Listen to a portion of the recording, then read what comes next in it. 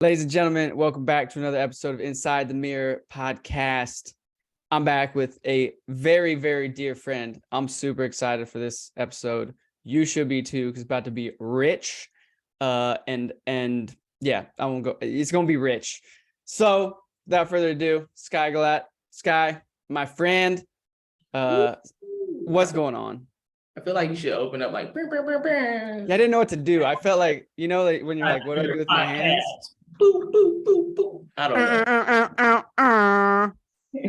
Yeah, sometimes I don't know how. I just like get stuck, and I'm like, But here we are. Yo, thanks for being here. I'm pumped. Yeah, man. Thanks for having me. I love the work you do. I love the conversations you have. You're the most authentic and vulnerable people that I know. Thank you. Yeah, every time I talk to you, I mean, we say it every time. Like I just get this fire in my belly, just me up, and it just like, yeah, man. There's something about, we have a unique relationship because there's something about it. Even when we had dinner last time, it's like, I don't know what it is, right? It's just God, because that's it. There's nothing, I don't know what it is. I literally have had more energy, right? Like in like past 7 minutes than I had like before. It's just wild. Anyways, I'll get off track. This is going to be dope. People will feel it throughout this conversation. Can you just get into it? Like, who are you? What's your story? Give us a rundown on like where you are up to this point. Yeah. So I was born and raised in Colorado. Shout out to the Echo. Let's go. Aurora, Colorado. I went to like Smoky Hill High School. Knew at like 12 I needed to get out of this place. But I knew that the only way to do that was going to be academic or athletics. So I was super honed in on my sports, super honed in on school. Went to the University of New Mexico in Albuquerque for 5 years, studied sociology, studied psychology, went to England to get my master's in psychology and play volleyball. That was a crazy experience, one of life-changing for sure. Then found myself here in Dallas, and here we are. Let's go. There's so much there though to double click into. Okay, so let's start first with like, you said you needed to get out of there. Like, tell us more. Like, why did you need to get out of there? It was just a rough situation. Yeah. So, I mean, let's be honest. My family is incredible. I'm really blessed with the family that I have. But my mother had me at 15, and it just comes with a lot of. I mean, she was a kid. You know what I mean? We grew up together, so to speak, and so. That came with its own set of troubles and difficulties, trials and tribulations. But there's something about Colorado, and specifically where I'm from, that is like, it's like mud.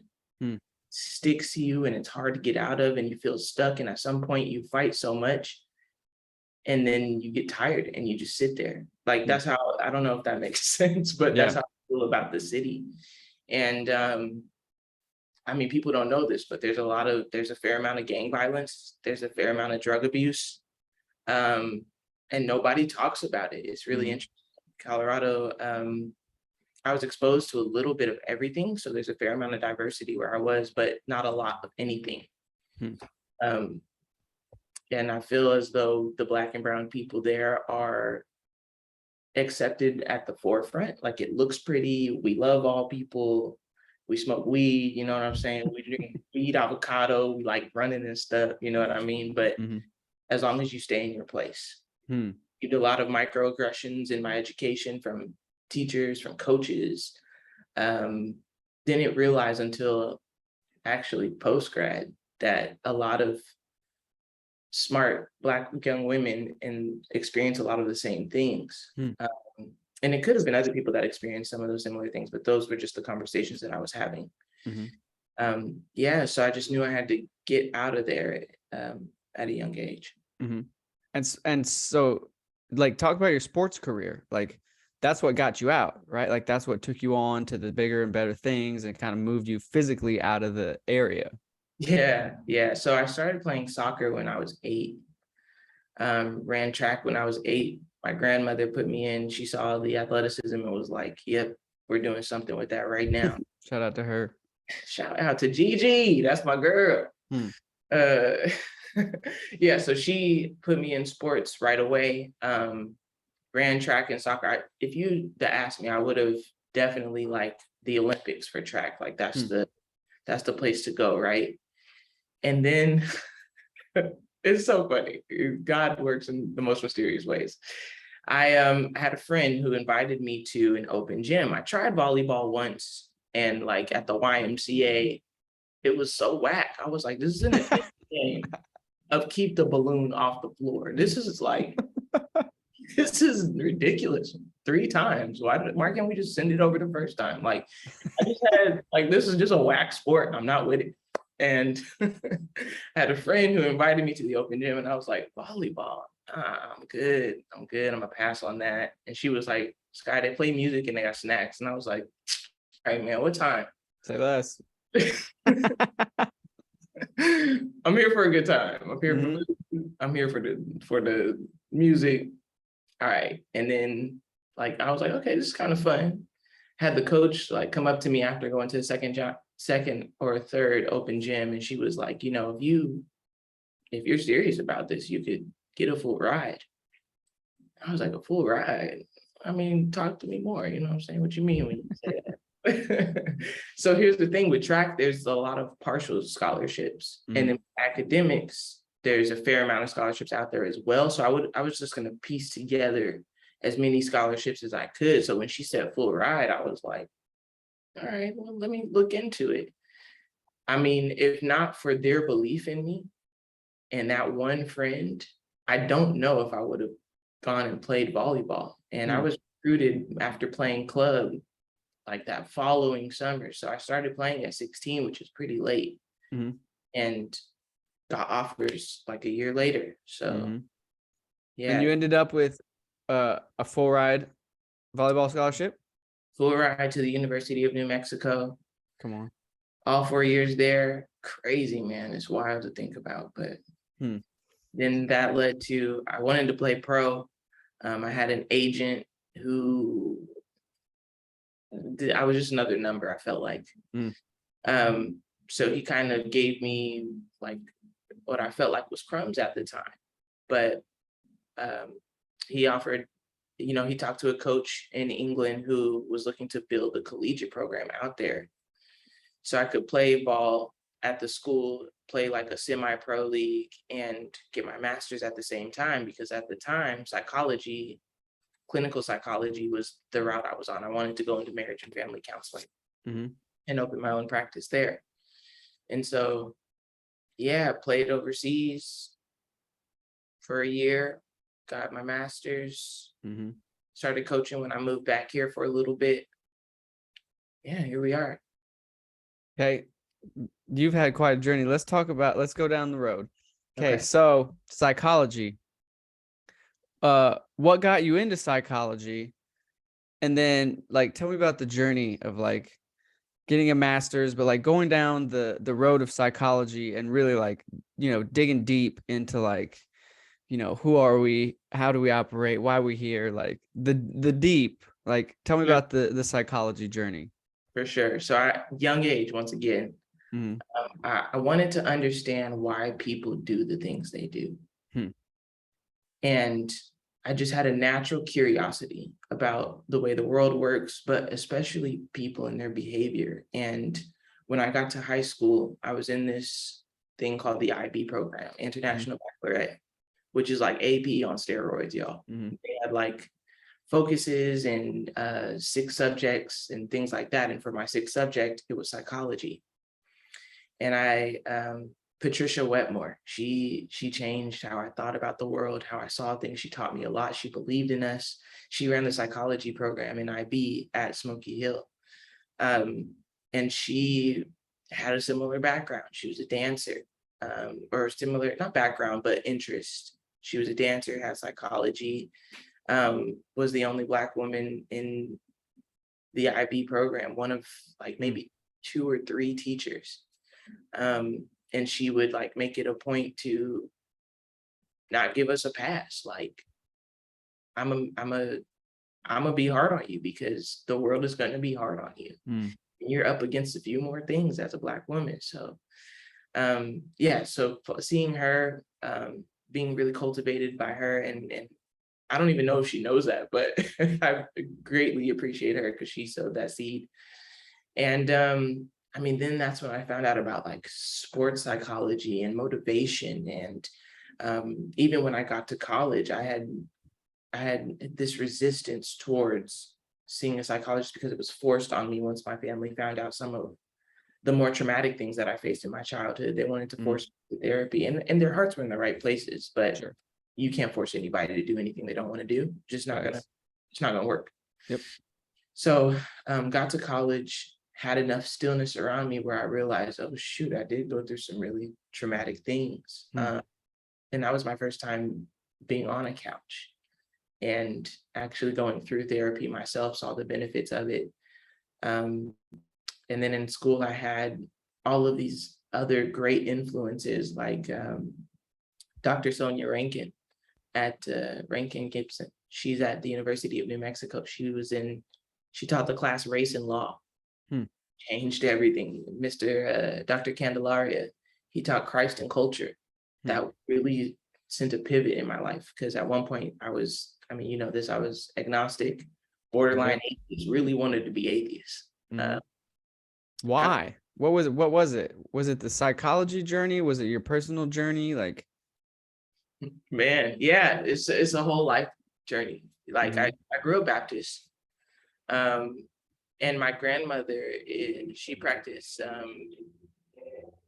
Messianic Judaism, which is essentially they believe in Messiah, they believe in Jesus Christ, and also have the Jewish heritage. She would take us to synagogue on Saturdays, and we would go to the Baptist church on Sundays. Now, my grandmother just loved studying religions and traveling and going across the world, in addition to just having this love for God and Christ. And so I grew up that way, and thank God I did, because that seed was planted from young. But I also noticed in the church that y'all treat my mother differently than you treat me. And it created this questioning of everything. How so? Like, what was it? So my mother was kicked out of children's church because she was pregnant with me. Oh, really? Yeah. And so there was this, I mean, the looks that she got, the judgment, I could tell that they were treating my mom differently than they would treat me as a baby. And that automatically created some sort of energy that made me resistant or question or see that things weren't as they seemed. You know what I mean? And then I got to high school and I was best friends with an amazing dancer, talented singer, performer, and we were in the theater program, me in the dance program, him in the theater program, and those two programs collaborated. He was also in IB, and he identified as gay, and he was struggling, I mean, battling with his own difficulties there, and asked me, like, do you think people choose to be like this? And I said, I don't think people choose how they feel. I think they choose how they respond to those feelings. Wow. And that's huge. Yeah, we were like maybe 15 or 16 years old, and he was like, I don't want to be like this.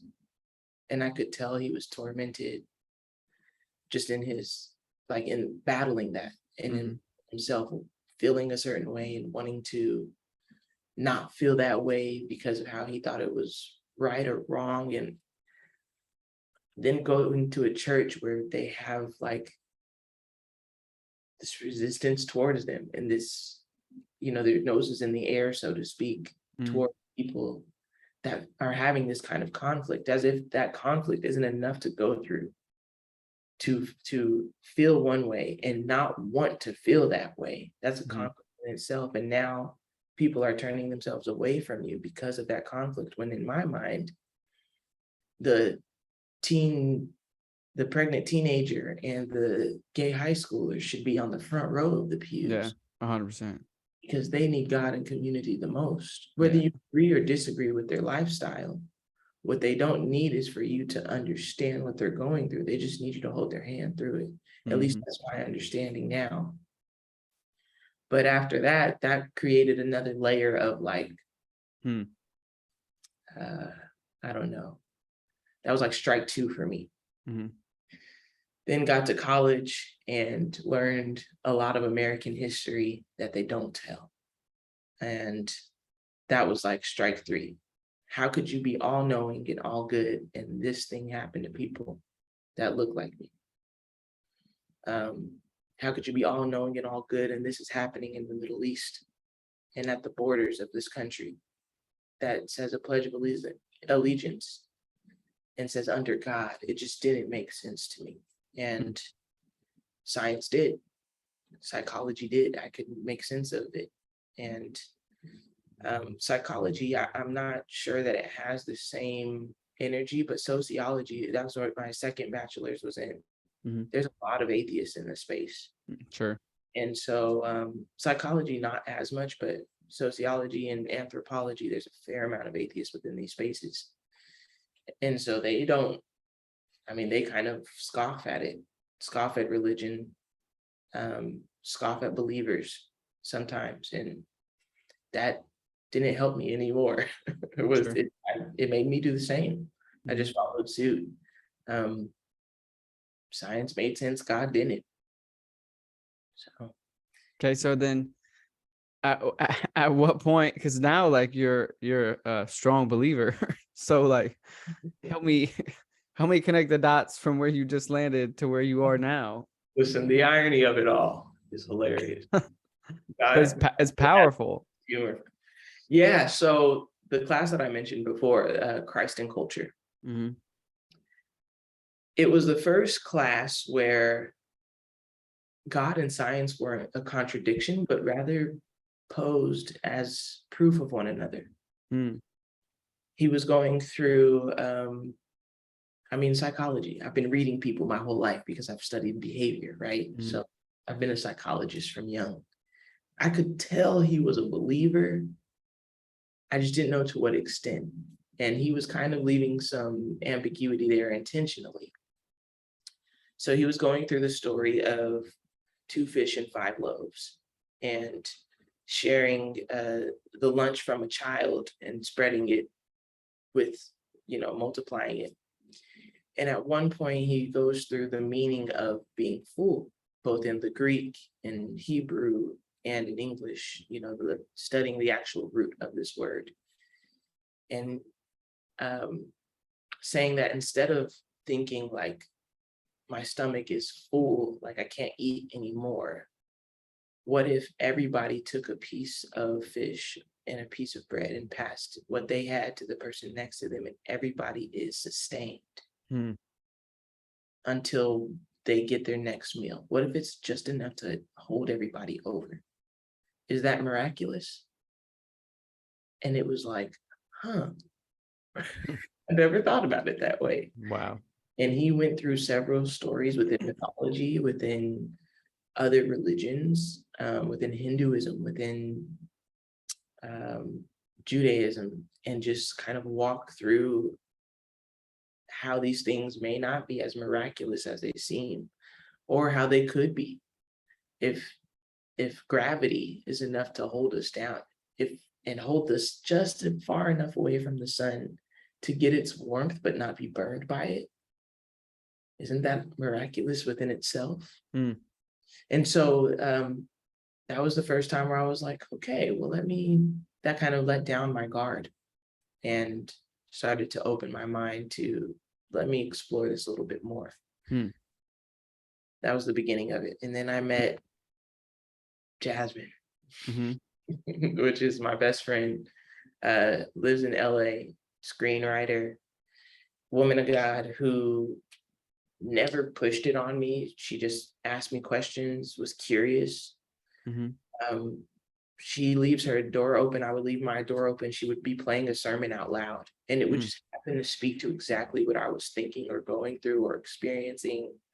Interesting. And then to people like Michael Todd and Darius Daniels. Darius Daniels has a very practical approach that made sense. It wasn't shouting. It wasn't, and God, you know what voice I'm talking about. Of course. Baptist or Pentecostal. The deep bellowing of Christ. Christ. And God.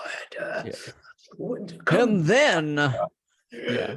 Oh man, that you lost me right there. Yeah, just be normal. Just speak normally. That kind of the shenanigans, the hoot and the holler, and the Yeah. act, the money is the root of all evil, and yet you ask for second and third offerings. Make that make sense to me.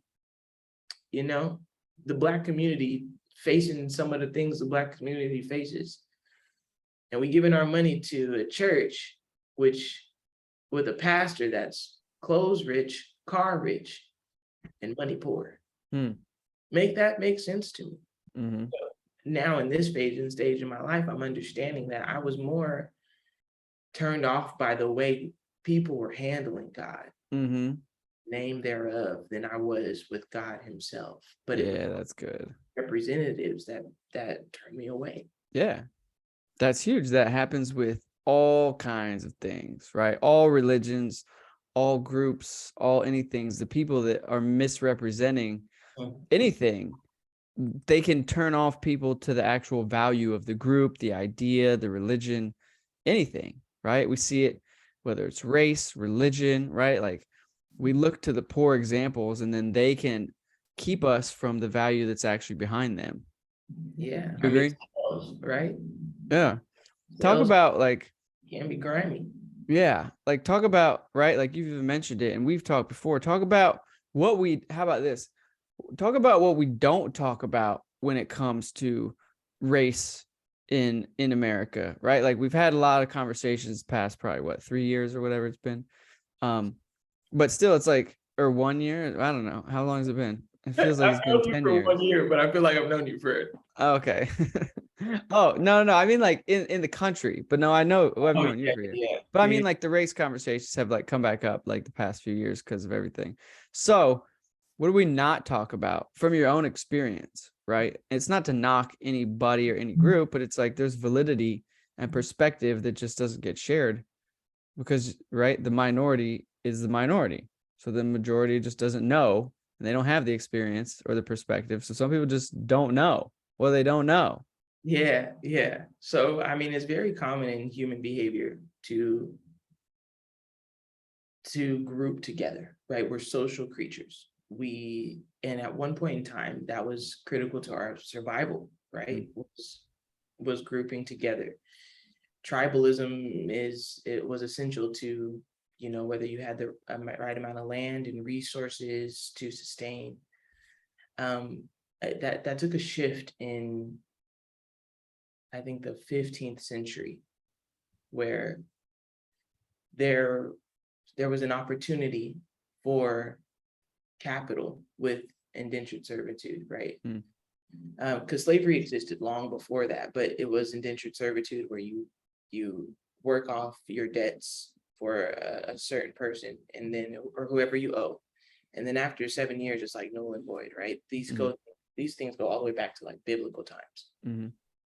But what happened is a specific religion, or one that's at least most associated with this shift, wanted to come up with the concept of, what's the word I'm looking for? Sorry.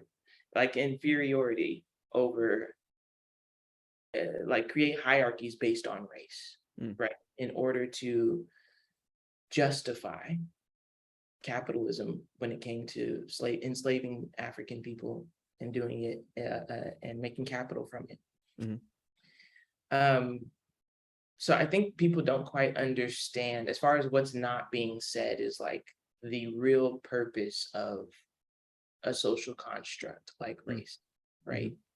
And even though it is a social construct, which means that it's not necessarily real, it's not tangible, the effects thereof are. As far as the things not being taught is, like, we share the same, like 97% of the same DNA of like a banana. So imagine something as small as the cell like the melanin within my skin cells that shows up. How much of a difference is there between you and I? For example, there's a girl, she asked me this in high school. She says, I don't know how real we can get on this podcast, As much as you want. she says, Skye, do black men come the same? Mhm. First of all, she was assuming that I was having sex, and I was hardcore virgin then, y'all. I was real prude growing up. Two, she was also assuming I would know, I would know the difference, like, right? But at that time, this is by the grace of God alone. I said to her, if you cut me, would I bleed the same? Mm. It's almost as though people have this perception that there's something between our races that is so significant that would almost make us like a different species, Mm-hmm. right? We are human. And I think there's so many things not being said, like just a regular conversation, a lack of exposure. And what we're not exposed to, or what's unknown to us, I should say, we often classify as dangerous. Mm. We often classify as a threat to our own well-being. And it's just, it's natural. But so is being selfish, right? So is when people make the argument that men naturally want to sow multiple seeds, right? Want to go out to the world. That's natural. Yes, it is. But are we not more evolved in what comes to us naturally? What separates us from the animals if we are only determined by what comes to us naturally, right? So there's a lot of things not being said that I think cross the table conversations, even between, we talked about this before, between men and women. Mm-hmm. I'm all down for women's empowerment. I'm down for men's empowerment. But the conversation that's not being had is the one across the table. Mm-hmm. Interact with one another. That's it. You know, we're going into women's empowerment groups and then never coming to the same conversation about men's empowerment and how we can work together. Mm-hmm. Understand one another better. I think the same thing is happening in race and even generationally, like baby boomers are getting to this point, right? And then Gen Z, I think there's a unique time in history where the young could teach something new to the old with technological advancements and social justice, right? Now therapy is dope. Therapy's like coming into this time and place where it's healthy, where people are excited by it and encouraging others when they do it. If the young could teach the old, and the old could teach the young about wisdom and the importance of formality and structure. And before, the baby boomers was the silent generation. Mm-hmm. Silent generation. They were not talking to each other. So this new push for vulnerability is different for someone like a baby boomer whose parents weren't talking about these things. There's a lot of things not being said. We just need to start the conversations. I think that's huge because it does feel like that, right? It feels like there's a lack of conversation in all the groups because everybody wants to be the it group, right? Like we want, the feminists are like, it's only this, right? And then the other side is like, no, it's only this. And then in politics, it's like, it's only this. Yeah. And the other side's like, no, it's only this. Right. And then race, it's like, it's only this. And then the other side is like, it's only this. It's like the biggest problem there, you just nailed, it's no conversations.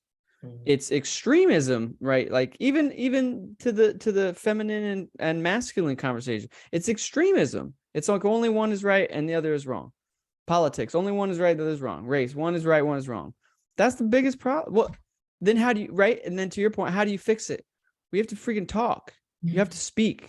Because there's no logic to the idea that like one group of people is just always right and the other is just always wrong. There's no logic there. That's just absolute stupidity. So intricate. It is. So but why do we live in, and maybe it's just human nature, but it seems like it becomes more and more glaringly obvious that people are becoming more tribal, but our survival doesn't rely on it, like at this point, right? Like we don't need it to like forage and eat and survive. So why is it becoming more tribal when we have less of a need for that? like from just a survival perspective? Yeah, a great question. I mean, my mind goes to several different places. Come on. One is in scripture. We're in the end Mm, time. mm, We're gonna happen.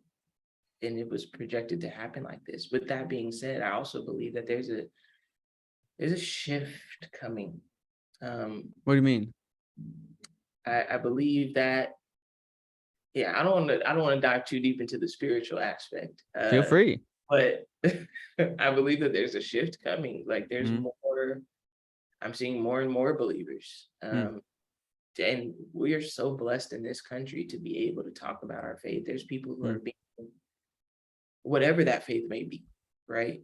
And even if you don't believe, to openly be able to state like the freedom of speech to do that. That's not the case in Asia right now. mm, There's people being persecuted in horrible ways for what they believe, right? mm, People aren't at these borders because they want our 9-to-5 jobs. Nobody's here to take your job. They're yeah. here for the opportunity to build something, to buy land, to own a business.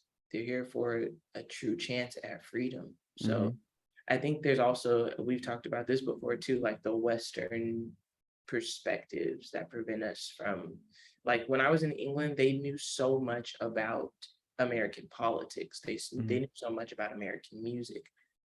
I knew nothing. I knew nothing about England. I knew the Queen. Yeah. Think about fish and chips, but I didn't know nothing about England and their culture and their history. And I realized it's because America has so much output, but no input from anywhere else, right? I noticed that Black History Month, it was in October, and I got there in October. And I was excited to see like, okay, what does Black history look like? Like the Black British people making a difference for civil rights movements and so on and so forth. Even if they're not Black, right? Just what that looks like for Black History Month. It was Nelson Mandela, Martin Luther King, Malcolm X. I won't go as far as say Angela Davis, but it was a lot of Black American people. And I realized that in spite of this country's flaws and lack thereof, especially for people of in the margins, historically in the margins, right? This is where change takes place and the rest of the world could follow suit. What if we started having more conversations and the rest of the world would then follow suit? Yeah. So if I'm going to make change anywhere, this is the place I want to be in this country. It'll have the most ripple effect. This is not answering your question though. What was your question again? You're good. We're going there. That the question is no longer significant. I like this. No, it's like we have so much impact and opportunity to make a difference. And it's like we just don't realize it, like to your point, right? Like we just are so used to all the good things and all that we get, like we don't take the responsibility very seriously, it seems. Not everybody, but like as a whole, guilty as charged too, like myself included. We don't understand the responsibility of all the blessing and the weight of that, about how the impact that we can make and that we need to make, right? Because again, everyone looks to America to be like, what should we do? What should we be learning? Let's learn from them. Let's, right? Like we just, that's just what it is. This has been an incredible run of several hundred years of just like prosperity and knowledge and information and innovation. We've been the trendsetter, but it's like we just don't care about anything outside of us, which is then the other side of the coin, right? Like you become numb to the blessing and the opportunity, and it just becomes normal, and you're not really interested in like in the responsibility that comes with that. Yeah. Would you agree with that? Yeah, I would. For some reason, familiarity breeds, I don't know, taking things for granted or complacency, maybe. We're familiar with these things. Jesus went to his own town and couldn't perform miracles because they didn't believe. And you're a carpenter's boy. Yeah, we've seen you around. Yeah, for some reason, familiarity creates that sort of I don't know what it is, that discrepancy. Yeah. And I don't know where that comes from. I Right. remember the question now, it was about why are these extremes seem to become more More extreme? extreme. And I believe that it's beneficial for somebody, Hmm. for whichever group of people that may be. There's a benefit there to extremes. Hmm. And again, from a spiritual standpoint, we know what that is.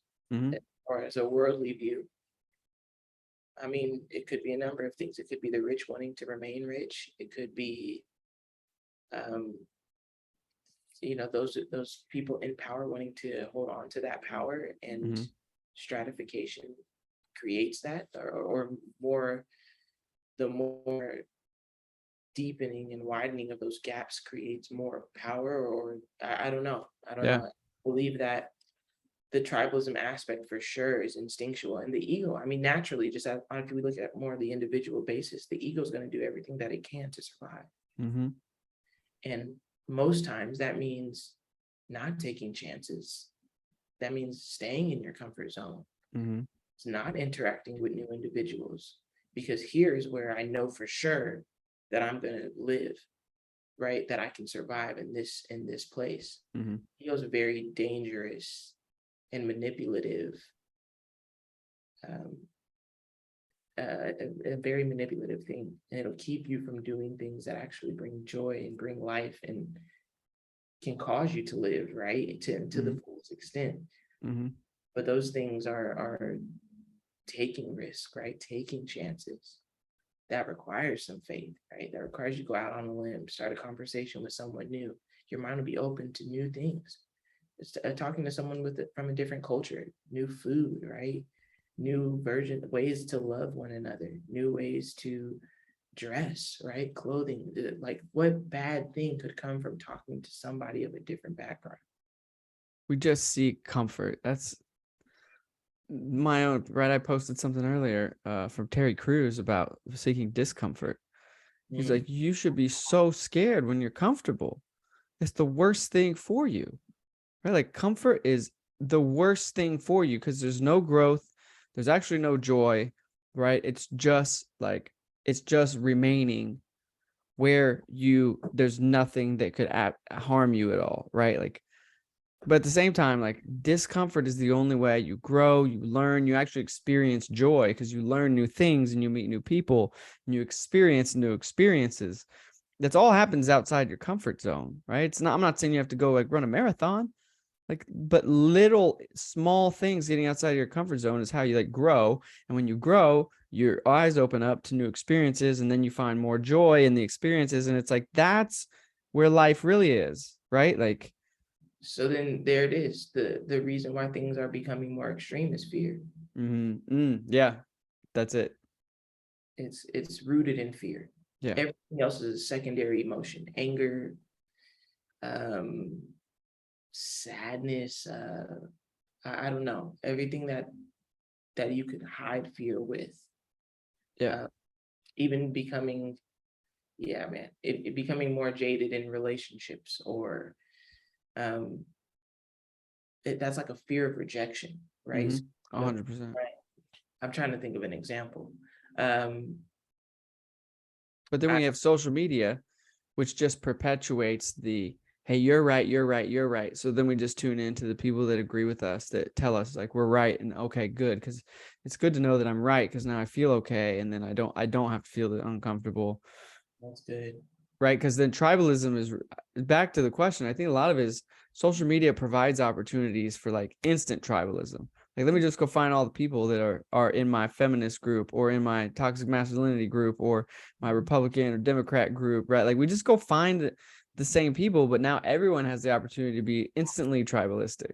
Yeah, it's psychology. It's called confirmation bias, Yeah. and you can just get all of the people, all of the opinions that back up everything that you believe, Right. Right. What do you and think? it's where you get opinions as facts. But Exactly. How much of it do you think is us just using the tools incorrectly, right? To again, just because human nature is to be tribalistic. So this gives us the opportunity. And how much of it is woo, woo, woo, here we go. How much of it is, forms of like mass hypnosis or, people pulling the strings, understanding deep psychology and the sociology of people, and how much of it is, or is any of it, people that are like, hey, we can maintain the power, as you kind of mentioned a minute ago. We can maintain the power through tribalism by keeping people in their little siloed groups. That way we can control them and keep them under the thumb, if you will. Because you talked about earlier about the hierarchy in the in the 15th century, and it's like, how did they maintain that, right? Like some way of keeping everyone like, hey, this is how it should be. Just keep doing this.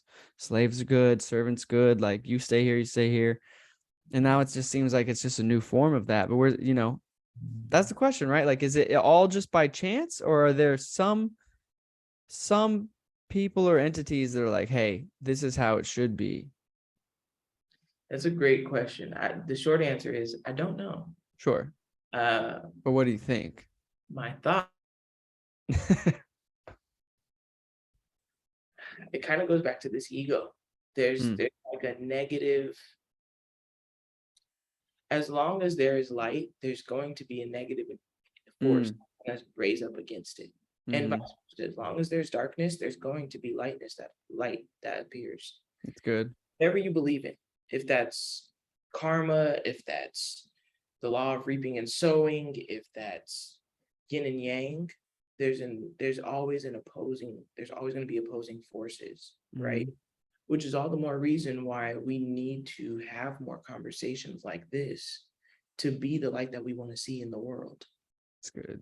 Okay, so my thought is that as long as these two things are diabolically opposed, they're going to both show themselves, right? As far as the psychology and pulling the strings, I think the algorithms are created, right, to keep people on them. And I heard a conversation between Jordan Peterson and I can't remember the other man, but another brilliant man who was far more academic and scholarly and talented at these sort of conversations than I am. But the two of them were having a conversation.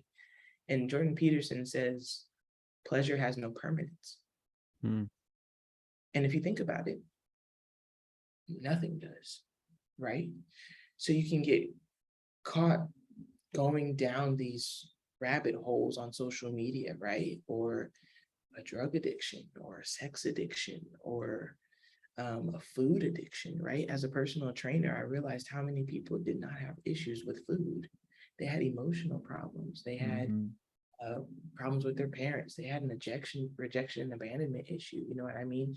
Because the ego and the body, what's natural is us for want to feel pleasure and want to feel good, which means if you do what comes naturally and you don't restrain those things, you don't create discipline and self-control and, submit yourself to a higher order or higher power, whatever that may be, you'll be in this cycle of constantly chasing pleasure, constantly seeking affirmation of what feels good, which is why go with the flow is dangerous, I think. Not to say that you shouldn't be adaptable when things come about, when obstacles come. I think the winners are like, it's just an obstacle. We figure out how to get over it, get through it. We just keep going. Yep. And that requires some form of adaptability, I think. But being ruled by the emotions and by the feelings is a dangerous place to be because there's no stop. You know what I mean? There's no fear into it because there is no permanence. Yeah. There's a huge word. Nothing is permanent. Life itself isn't permanent. But we hold tight to things. Again, I think back to like we want to be comfortable. We have fears. And so it's just like we're just grabbing at permanence and it doesn't exist, which is why people are distraught because they can't find something that's permanent in this life. And if they have no higher belief in anything outside of this physical, experience, then that's absolute trauma constantly. Absolutely. I dated a guy who was atheist in college, and Mhm. his God, so to speak, was the greater good of humanity. Mhm. So he believed in something. Mhm. And humans, you have to believe in something greater than yourself, or you'll get caught in this dark place Oh yeah. and this existential crisis of just you and you're alone with your thoughts. And if you don't get out of that, right, it's unfortunate. I've lost several people to suicide, and it's common in Colorado, Mhm. unfortunately. No one's talking about that either. We're not going to get on Colorado right now, but Mhm. um, that's the kind of threat that you face, or you just give your life to these things, right? Like, I was promiscuous at one point in my life, and I thought I was free, Mhm. right? But promiscuity had a hold on me. Fear had a hold on me. Lack of self-image had a hold on me. So I wasn't free. I was a slave to those things, Mm. right? Mhm. But then I went to a well that never runs dry. You know what I'm Mm. saying? I'm just Yep. saying that for me. It doesn't have to be that for anybody else, but Yep. come to me, you'll never thirst again. Yep. That and there's also like universal truths, which is why some of these saying reaping and sowing and karma, those things ring across several religions and belief systems and leadership values and practices and successful businesses, because Mhm. truth is universal. Yep. What is light is always light, Mhm. regardless of what you believe in. Now, I think that the way the truth and the light is one entity, Mhm. shows itself across all of these things. That's the only permanence there is, which is why we have to submit ourselves to something greater than ourselves, because permanence doesn't live within us, Mhm. or it does, but you have to seek that out, Yeah. 100%. because your flesh is not it. Yep. You're preaching. I feel the same way, obviously, right? Like you and I was telling somebody yesterday, I was like, you can't, no one can tell it to you. Like they can give you the information, but you have to go find an experience. Like, what is this? Right? Like, what do I believe about life, the human experience? Like, it can't come externally. It just can't. It has to be an internal experience that you discover. This is what I believe based on my experience or my understanding now. It can't come externally. That's why, right? Even us as Christians, like a lot of people just try to convert people and be like, and try to explain it to them. And that can be helpful to like give people information if they have questions, but that won't change their experience, right? Like it's something more. Only they can experience that change. You can't place the experience in them, you know? That's facts. That's facts. It's Why, yeah, when people encounter you, what's their experience of you? that's it. That if they can experience the God in you, and I know that it's the God in you, because you're not Mm-hmm. gonna shove it down their throat, that Yeah. wouldn't work for me. Yeah. And your girl was, let's so funny to say now. Like, I was a great debater. Mm-hmm. Politics, religion, I was an organizer, protester, the megaphone's in my hands. I Mm-hmm. was anti God, Mm-hmm. okay? Speaking against him openly. The fact that he allows me to say his name after the way I've talked about him is enough to make me fall on my face right now. It's really incredible, Mm-hmm. because now I use that same vigor for the kingdom. Mm-hmm. You know why? Not because anybody forced it on me. I got to experience it in Jasmine. Mm-hmm. I got to experience in Dr. Candelaria. They were not shoving religion down my throat. And then when I had questions for the believers and they couldn't answer them, but science could, Yeah. yeah, yeah, Yep. that definitely put that big energy in me. Like, Yep. I can go to a book and find this. Show me that in your Bible. And people Mm-hmm. can't. Mm-hmm. Calling yourselves believers and not, and then the adversity to question or doubt. Doubt is not the absence of faith. That's And a fact. how would I ever get to know Kyle if I never questioned him? Yeah. 100%. Conversation go if you never asked me a question? How would Yep. I know a God that is relational and never ask him a question? Mm-hmm. And you're wrong if you think God can't handle questions. Facts. Thinking, if not asking questions. What is curiosity if not research and asking questions, right? 100%. It's wild to me that you can't. the adversity that comes from that. Mm-hmm. And then the desire for people to like shove information down your throat, it'll never get through. No, there's no way. It's just not how we're created. It's not how we work. But people don't understand that. But that's okay, right? Like you come to a place in your life where you're like, things are not as they should be, and that's okay. You know, Facts. we weren't designed to fix everything. We won't fix everything. We can't. We never have, and we never will. And live in that, however that hits you. There's a story, and I don't remember the whole story. I heard it like through other people about a little girl on a beach covered in starfish. And she picks one up, throws it back into the ocean. And this man comes down and he says, "You'll never be able to get all these starfish back into the water." And she said, "Yeah, but I just changed that one's life." That's So it. Fixing all the world's problems. Yep. One life at a time. There's plenty around you, right? Like there's plenty of issues around you. Solve the one day. Yeah, that's it. One day, one person at a time. Create impact. There's ripples when you drop that rock in the water, it ripples. When you impact that person, it ripples. Right? You can't go save everybody, but you can help the one, right? Like the one. He left the 99 for the one. That's my testimony right there. See? Skye, you're great. You're great. I appreciate you. You're a brilliant person. You're also super inspiring. Any last words that you would leave with people? It can literally be anything under the sun, but like whatever's on your heart right now that you feel like, hey, somebody needs to hear this. What is it? That's good. I heard Jerry Flowers say something to the extent of, I want to help people get to a place where if love knocks on your door, fear doesn't cause you to act like you're not home. For anybody who is seeking healing, seeking better in a dark place where fear is causing you to act like you're not home, it's out there. It's better for you. You just gotta take the chance. If that's getting out the bed, if that's brushing your teeth, if that's smiling, if that's saying hi to somebody, whatever that looks like, take that chance. All you got is this one life. That's huge. I can think of. Freaking mic drop. Thanks, Skye. You're a freaking blessing. I love you, friend. I love you more. Want to be like you when I grew up. Ditto. Keep doing, man. Same. Okay. Talk to you soon. Bye. See you.